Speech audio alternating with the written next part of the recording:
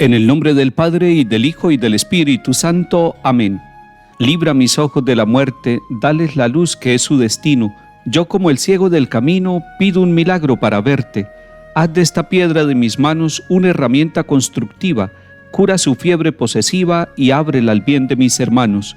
Haz que mi pie vaya ligero, da de tu pan y de tu vaso al que te sigue paso a paso por lo más duro del sendero. Que yo comprenda, Señor mío, al que se queja y retrocede, que el corazón no se me quede desentendidamente frío. Guarda mi fe del enemigo, tantos me dicen que estás muerto, y entre la sombra y el desierto, dame tu mano y ven conmigo. Amén.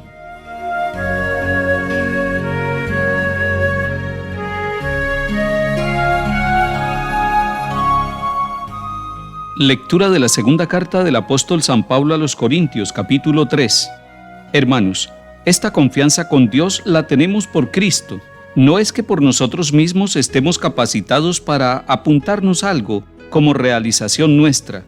Nuestra capacidad nos viene de Dios, que nos ha capacitado para ser ministros de una alianza nueva, no de código escrito, sino de espíritu, porque la ley escrita mata, el espíritu da vida. Aquel ministerio de muerte, letras grabadas en piedra, se inauguró con gloria, tanto que los israelitas no podían fijar la vista en el rostro de Moisés, por el resplandor de su rostro, caduco y todo como era, pues con cuánta mayor razón el ministerio del Espíritu resplandecerá de gloria.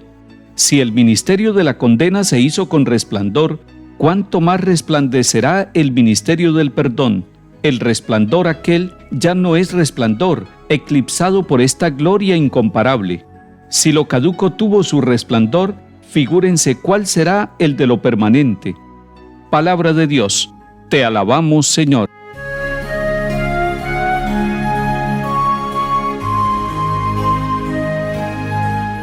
Estamos leyendo y meditando la segunda carta a los Corintios.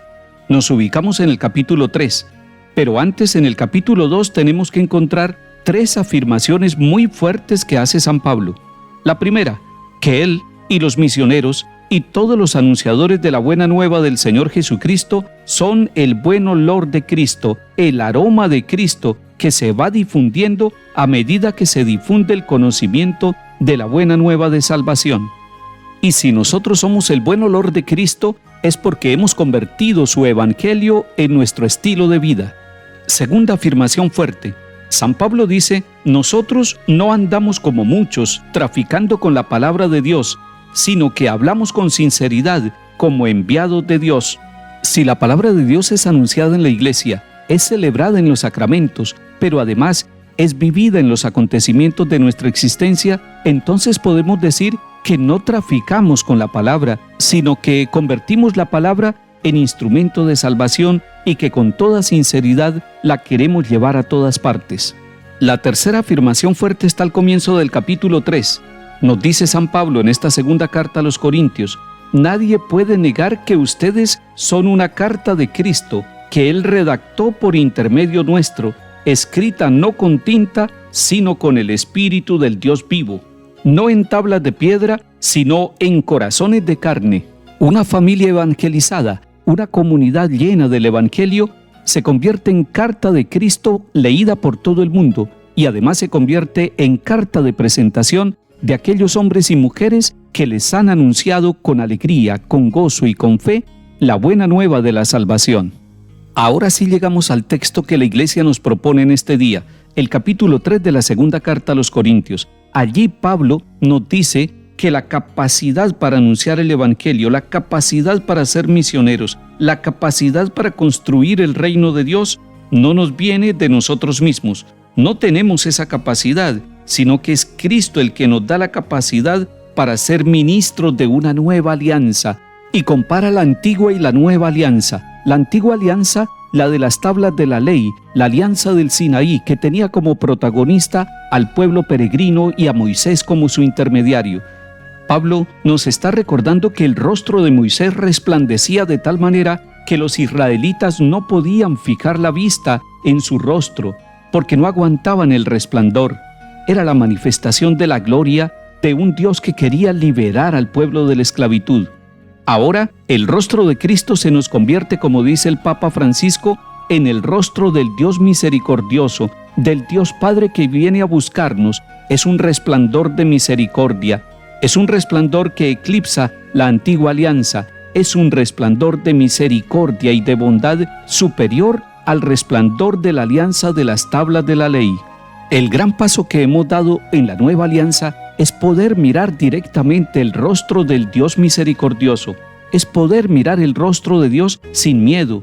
Lo vemos en Cristo, el rostro sufriente, el rostro de niño, el rostro del crucificado, pero sobre todo, el rostro del resucitado que nos llena de esperanza, que nos llena de gozo. Y por eso nuestra tarea es doble. Primero, reflejar con nuestro rostro la presencia misericordiosa de Dios. Y segundo, descubrir el resplandor del rostro de Cristo en los niños que sufren, en los más pobres, en el rostro de los jóvenes, incluso de aquellos que están alejados de los caminos de la verdad, en los rostros de los indígenas, en los rostros de los campesinos, en los rostros de los obreros, en los rostros de los marginados, en los rostros de los ancianos, en el rostro de la mujer, en el rostro de los enfermos.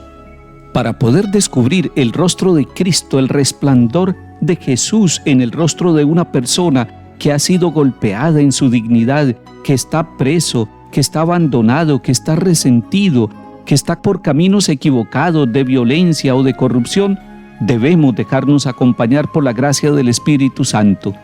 Que el Espíritu Santo hoy nos ayude a descubrir en nuestra propia vida, en nuestra propia historia, el rostro de Cristo, y nos dé ojos para ver el rostro de Cristo en todos aquellos hombres y mujeres que pasen a nuestro lado. Salmo 98. Ensalcen al Señor Dios nuestro, póstrense ante el estrado de sus pies, Él es santo. Moisés y Aarón con sus sacerdotes, Samuel con los que invocan su nombre, invocaban al Señor y Él les respondía. Dios les hablaba desde la columna de nube, oyeron sus mandatos y la ley que les dio. Señor Dios nuestro, tú les respondías, tú eras para ellos un Dios de perdón y un Dios vengador de sus maldades. Ensalcen al Señor Dios nuestro, póstrense ante su monte santo, santo es el Señor nuestro Dios.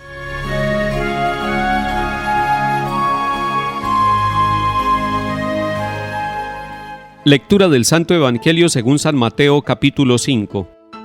En aquel tiempo dijo Jesús a sus discípulos: No crean que he venido a abolir la ley y los profetas. No he venido a abolir, sino a dar plenitud. Les aseguro que antes pasarán el cielo y la tierra, que deje de cumplirse hasta la última letra o tilde de la ley. El que se salte uno solo de los preceptos menos importantes y se lo enseñe así a los hombres, será el menos importante en el reino de los cielos. Pero quien los cumpla y enseñe, será grande en el reino de los cielos. Palabra del Señor. Gloria a ti, Señor Jesús.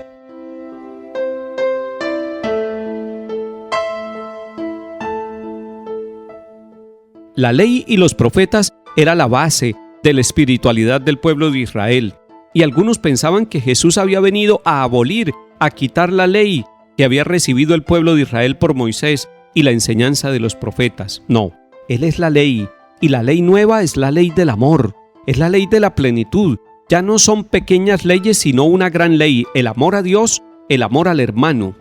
Los profetas que anunciaron el pecado y que llevaron al pueblo de Israel a tener una esperanza en el Dios verdadero, aquí se está cumpliendo. Y Jesús está diciendo: yo no vine a quitar la ley, a quitar los profetas o a abolirlos, yo vine a darles cumplimiento. Él es el cumplimiento de la promesa de Dios. Y por eso Él está diciendo que hay que enseñar la doctrina, y hay que enseñarla con cariño, no omitir la doctrina, no falsear la doctrina.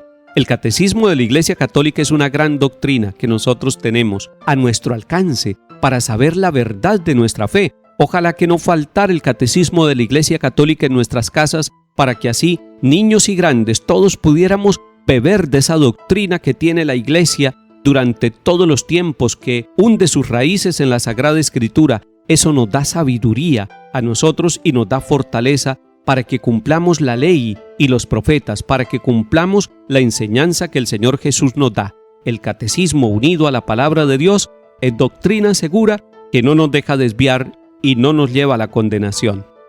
Que el Señor bendiga nuestras familias y nos enseñe. En el nombre del Padre, y del Hijo, y del Espíritu Santo. Amén.